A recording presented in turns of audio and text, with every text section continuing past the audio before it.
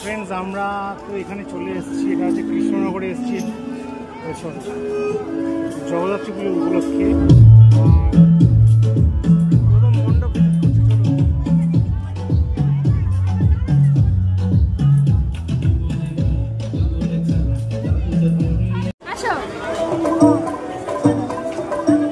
তো এই হচ্ছে বুড়ি, সরি, এটা হচ্ছে জগদ্ধাত্রী ঠাকুর। চলো দেখি এখানকার ঠাকুরের মধ্যে একটা স্পেশালিটি আছে। কি আছে সেটা আমি পরে বলছি।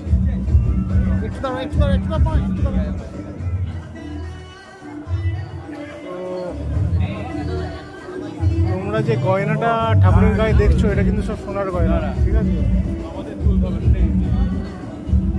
তো এইটা কিন্তু একটা স্পেশালিটি ঠাকুরের, ঠিক আছে? এখানে সব ঠাকুরেরই এরকম ব্যাপার, গয়নাগুলো সব নিজস্ব, আর সবই সোনার গয়না, নিজস্ব গয়না থাকে। চলো।